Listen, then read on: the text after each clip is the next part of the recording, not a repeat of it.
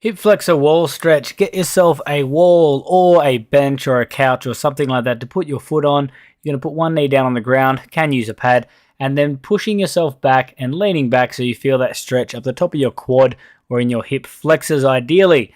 Now, you can grab a stick to use it for a bit of balance if you're feeling a bit tight, a bit stuck. You want to use that stick to really push yourself back with the upper body while pushing your hips forward just a little bit. You don't want to really bend the hips. If you bend the hips, you're not going to get much of a stretch.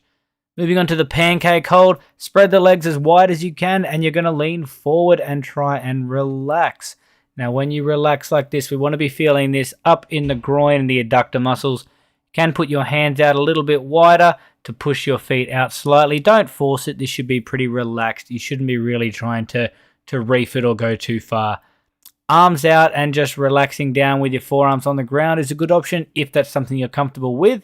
And when you've finished your reps, sitting up gently and bringing the legs in using the arms. The pigeon stretch is a glute focused stretch. So you're going to pull one leg under the body. Your body should form something like a figure 7 shape. Hands support yourself, support your body weight, leaning forward. So in this image, I feel that in my left glute there. Now, a problem that a lot of people have is they pull their foot too close towards their hips. So see the angle that leg's on. We want to push it forward so it's out in front. You get that figure 7 shape like in this image here. It's going to get more of a stretch. It's going to be a bit deeper.